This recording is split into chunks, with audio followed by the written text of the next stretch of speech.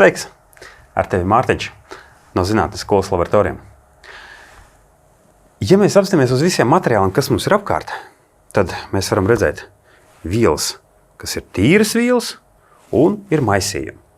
Ikdienā vairāk mēs sastopamies kā reiz ar dažādiem maisījumiem, kur ir saliktas atšķirīgas sastāvdaļas. Tad tīras vielas varētu teikt, ja man ir vienkārši cukurs, ķīmiķi to sauc par saharozi, un tur ir noteikta viena molekula, kas ir visos cukuru graudiņos. Vai tieši tāpat, ja es paņemtu sāli, arī tas pats. Tas ir ķīmiķi to sauc par nātrija hlorīdu, tā ir tīra viela, bet, attiecīgi, ja mēs pastamies, cukuru var pievienot konfektēs, cepumos, vēl visādos citos ēdienos, un tāpat arī sāli mēs varam pievienot tur gan salātos, kartupeļos un tā tā. Interesanti ir, ka pat saldējās konfektēs pieliek klāt sāli, lai garša būtu izteiktāka. Un tas nozīmē, ka tīras vielas var ielikt iekšā maisījumos un jau iegūt citu kaut kādu materiālu. Šeit man priekšā ir ūdens pudele un ir konfekts. Un kā reiz šeit arī var paskatīties, ja katram produktam otrā pusē mēs varam redzēt kaut kādu sastāvu. Tad šeit, pieņemsim, rakstīts būtiskās sastāvdaļas, ka šajā gadījumā ir dažādi minerāli. Jā, tad mums ir kalcija joni, magnija joni, nātrija joni, kālija joni un tā tālāk. Jā, tad mēs varam redzēt, ka ūdenī mums ir dažādas sastāvdaļas. Pēc būtības, ja šādu ūdeni mēs atstātu vienkārši kaut kādas virsmas, ūdens viss iztvaikot, un kā reiz tās sastāvdaļas, kas mums tur ir, tad paliktu vienkārši pleķu veidā, pieņemsim uz traukiem vai glāzes vai vēl kaut kur, ja tad to vajadzētu atkal notīrīt, lai virsma būtu tīra. Konfektēm, savukārt, ja mēs paskatāmies, arī var redzēt, te gan nebūs tāds precīzs apraksts, bet vienalga. Mēs varam paskatīties, tad sastāvu, ja tad mums ir ar karameļu, piparmētru un vaniļas garšu un šokolāds, tad ir dažādas konfekts un sastāvdaļas, mums ir glikos, sīrups, cukurs, palmu tauki, kondensēts vājpiens. Un te var lasīt vēl un vēl. Sanāk daudz dažādas sastāvdaļas, lai beigās iegūtu vienu konfekti. Viss maisījums, ar kuriem mēs sastopamies, varam iedalīt viendabīgos, kā piemēram šķidrums, kaut kā gaiss, kas mums apkārt un tā, un neviendabīgos, kur jau vielu daļiņas vairs nesajaucās tādā viendabīgā masā. Paskatīsimies, kādi tie piemēri mums būtu. Ja es paņemu šeit divas glāzes, mums ir cukurs un sāls, un paņemsim ūdeni. Ieliesim katrā glāzē.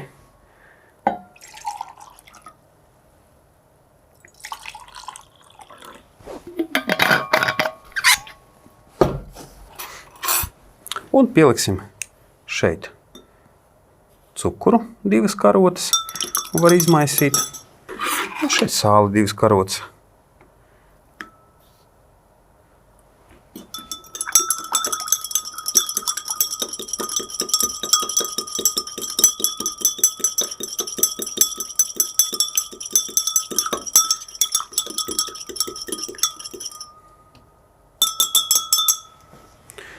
Un tas, ko mēs varam redzēt, ka mums veidojas šķidrums, kas ir bez krāsas, bez būtības tāds pats kā ūdens.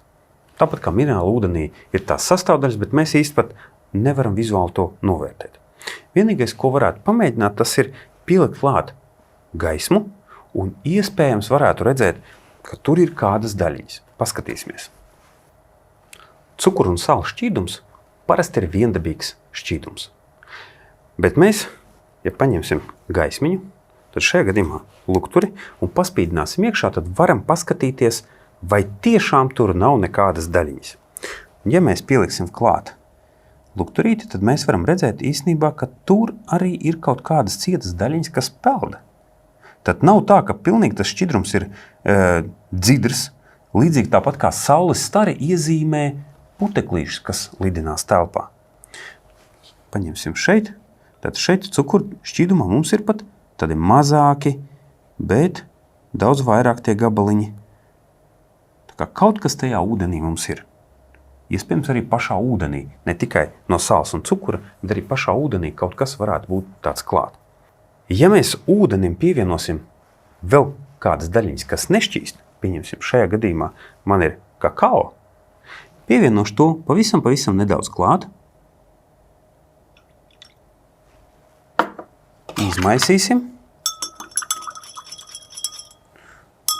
Var redzēt, tā krāsa nedaudz ir pamainījusies, bet tagad paspīdinām iekšā, cik tad mums tie gabaliņi tagad būs. Tā, apstādināsim. Tagad paņemsim lukturīti un paspīdināsim iekšā. Un tas, ko mēs varam redzēt, ka mums gaisma vairs neiet tik viegli cauri, bet pilnībā atspīd no tiem mazajiem gabaliņiem. Mēs varam redzēt, ka tiek atstrot daudz vairāk gaisma, kas norāda uz to, ka šeit to mazo cieto daļiņu ir daudz vairāk. Par viendabīgajiem maisījumiem būtu saprotams. Mēs sajaucam vielas un ir viendabīga masa, kurā nevar īsti izšķirt atsevišķi vienas vai otras daļiņas. Un, protams, tā kā šķīdumos mēs tikko pārbaudījām, kad var būt atsevišķi kaut kādas cietas daļiņas. Tas nozīmē, ja cieta viela nešķīst pilnībā šķidrumā, bet attiecīgi ir izkliedētajā šķidrumā, mēs varam redzēt, ka tās cietās daļiņas peld pa ūdeni. Pēc būtības tādu sauc par suspensiju. Un šeit mēs varam izšķirt pat vairākus veidus, kādi tad var būt tie neviendabīgie maisījumi. Mēs varam paņemt, mums ir vielas, kas var būt šķidrums, cieta viela un gāzveida viela. Un tad attiecīgi katrā no tām var ielikt vai nu cietu vielu vai šķidru vielu gāzveida. Tad attiecīgi atkal šķidrumā tieši tāpat visas trīs dažādas citas vielas var ielikt, ja tad cietu šķidrumu gāzveidu, un arī gāzē var ielikt visas trīs, vai nu cietu, šķidru vai gāzveidu. Paskatīsimies tos piemērus, kā tas varētu izskatīties. Sākumā apskatīsim, ja cietā vielā ir izkliedēta vai nu cieta, šķidra vai gāzveida. Pirmais, ja mums ciets un ciets kopā ir, bet nesajaucās līdz galam, pēc būtības mēs varam redzēt dažādas krāsainas laukakmeņus, kur var redzēt dažādas daļiņas ir savā krāsā, kas nozīmē to, ka tas nav viendabīgs materiāls, bet sastāv no dažādiem graudiņiem, kas kopā ir savienot vienā akmenī. Šķidrums cietā vielā. Ja mēs paņemtu koku, šajā gadījumā man ir finieris, ja, bet koks mums pats par sevi ir ciets. Šajā gadījumā savs koks, protams, ka tajā mums ir tieši vairāk gaisa nekā ūdens, bet ja mēs paņemtu mitru koku, pieņemsim svaigi nozāģētu koku, tad tur katrā šūnā mums ir ūdens un sanāk tā kā sūklīts pēc būtības. Ja, tad kokā iekšā būtu ūdens. Nu, un pats pēdējais mums ir putuplasts, tātad mums ir ciets materiāls, bet tajā ir izkliedēts gaiss. Vai kaut kāda gāze. Un tādā veidā mums ir vienkārši šajā gadījumā putuplasts. Tagad apskatīsim piemērus. Ja mums ir šķidrums un šķidrumā ir izkliedēts kaut kādas daļiņas. Sāksim. Šķidrumā ir izkliedēta cieta viela.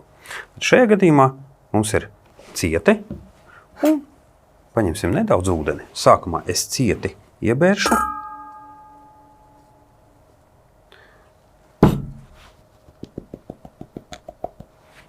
Un pievienošu nedaudz ūdeni. Cieti pat par sevi nešķīst ūdenī, bet toties ap katru cietes graudiņu mums ir ūdens. Un beigās veidosies kaut kāda masa, pēc būtības līdzīgi tā kā taisīt, pieņemsim, pankūku vai kūku mīklu. Tur arī mums ir milti un ūdens. Tā, pievienosim vēl ūdeni.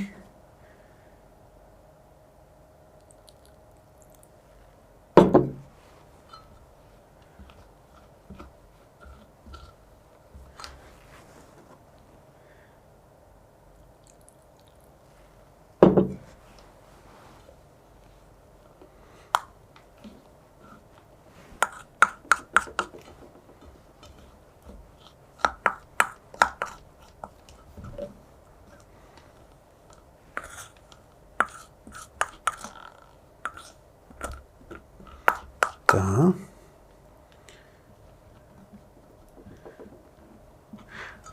Un šāds ciets un ūdens maisījums ļoti interesants. Tā kā ap katru cietas graudiņu ir ūdens, tad mēs varam iegūt šādu interesantu rezultātu. Paņemšu šeit nedaudz šo te maisījumu savās rokās, un tas, ko mēs varam redzēt, tad mums sanāk tā kā tāds puņķis, kas mums notek nost.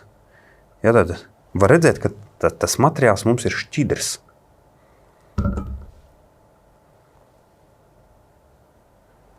Var pat pievienot nedaudz vēl ūdeni, lai iegūtu vēl šķidrāku.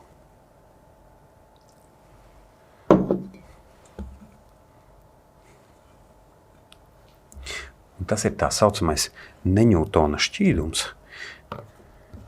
jo, ja mēs skatāmies, tad mums ir šķidrums tek, bet tā kā tajā ir daudz cietas vielas, ja tās daļiņas iekšā ir, tad tas, ko var izdarīt, es pamēģināšu šobrīd izdarīt tā, paņemot gabaliņu, es varu patiesībā to uztaisīt par tādu kā bumbiņu, un rekur pamēģināšu to pamest, ja, bet kā saka, ja es ar to darbojos ātri, tad tas darbojas kā cieta viela, jo tur tiešām ir daudz cietas vielas.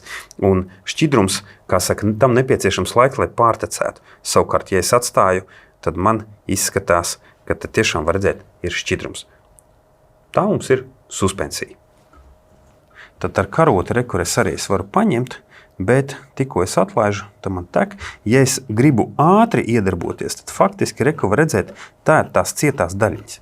Un mājās pamēģini pats uztaisi. Paņem cieti, sajauc ar ūdeni, tādā proporcijā, kad iegūst šādu maisījumu, ja kas pievieno vairāk cieti, ja pārāk šķidrs vai pievieno ūdeni, līdz iegūst vajadzīgo konsistenci. Protams, sagatavo to vietu tā, lai nesasmērētu pārāk daudz. Šķidrums šķidrumā pēc būtības ir emulsija. Un šī iemesla dēļ daudz kur pārtikā, ja pastīties cepumos, konfektēs vai vēl, var izlasīt tādu sastāvdaļu kā emulgators. Tā palīdz kā reiz dažādām vielām, kas savā starpā parasti nejaucās, kā piemēram eļļa un ūdens. Ja tad kopā mums nejaucās, bet cepumā vai konfektē vajag, lai tie noturās kopā un nenoslāņojas. Tad tur pievieno emulgatoru.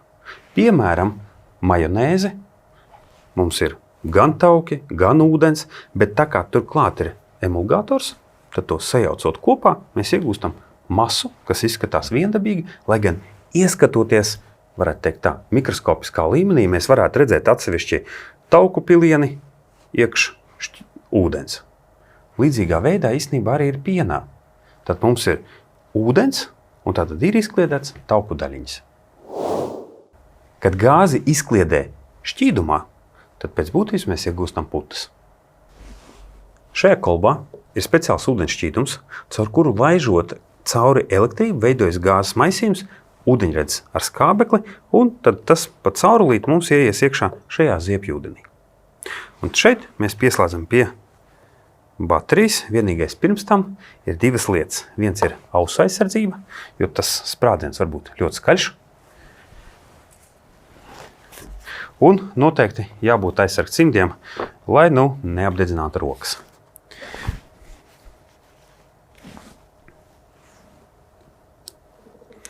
Tā pieslēdzam, var redzēt, ka mums izdalās mazie burbulīši, un tos kā reiz mēs paņemsim ar karoti un aizdedzināsim.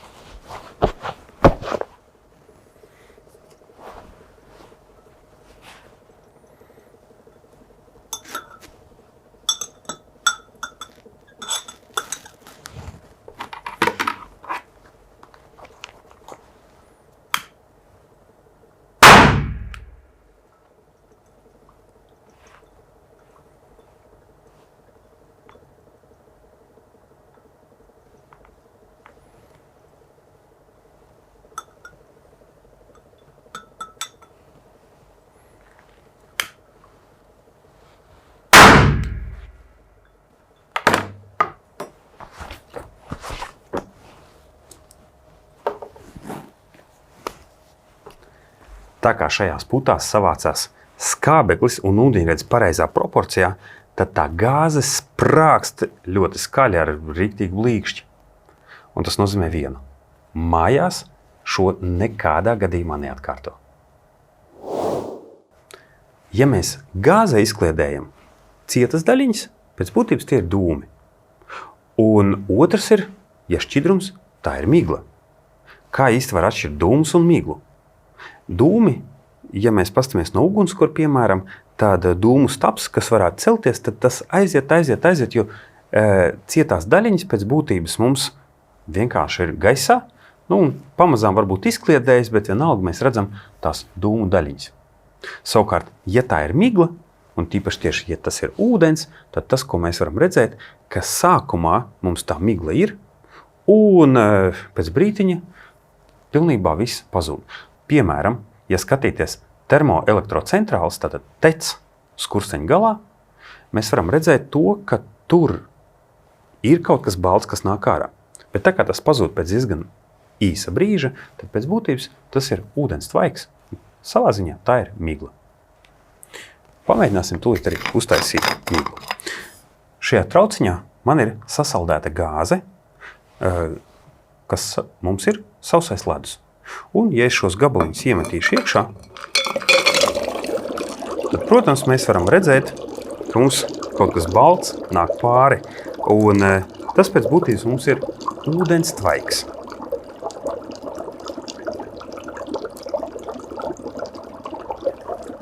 Un kā saprast, ka tā ir migla, tad es pacelšu šo glāzi augstāk. Mēs redzam, ka mums laižās lejā, un būtiski pēc brītiņa mums rekutē tā migla īsti pazūd. Ja tad sanāk ūdens tvaiks, tie mazie pilieni pēc būtības mums izšķīst, varētu teikt, izšķīst, pazūd gaisā, un savā ziņā gaisā arī ir mitrums. To mēs ļoti labi varam redzēt ziemas laikā. Izelpojot, no mūsu mutes mēs varam redzēt garaiņus, ka tie kļūst balti tieši lielā augstumā. Ja gāzi izkliedē gāzē, tad iegūst gāzes maisījumu. Protams, ka daudz gāzes ir caurspīdīgas un bezkrāsainas, līdz ar to īsti atšķirt dažādas gāzes būtu grūti. Bet pamēģināsim vienu piemēru. Šeit izmantošu divas glāzes.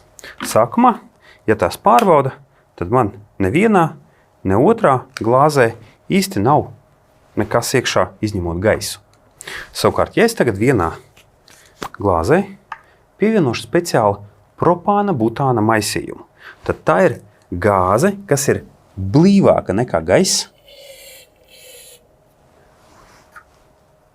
Un, protams, krāsas ziņā mēs īsti neko šeit neredzam.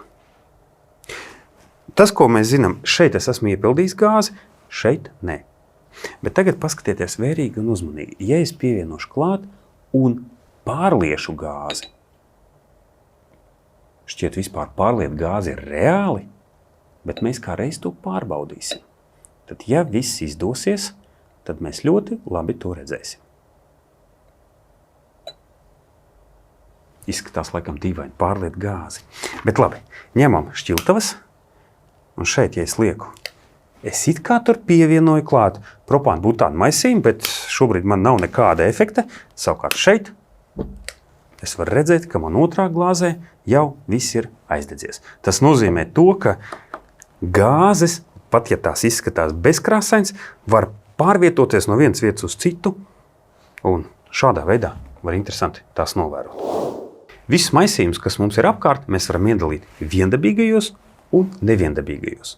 Viendabīgie ir tādi, kā mēs redzējām, tad šķīdums, kas izšķīst, kā pieņemsim, tas būtu minerāla ūdens, krāna ūdens, gaiss un tā tālāk, kur mums ir vienkārši maisījums.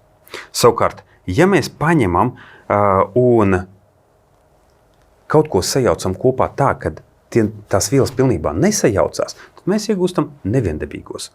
Kā piemērs, tas mums būtu pankūku mīkla, putas, putu plasts un tā tālāk, kur mēs varam vielas dažādos agregātu stāvokļos savā starpā sajaukt un iegūt tos neviendabīgos maisījumus.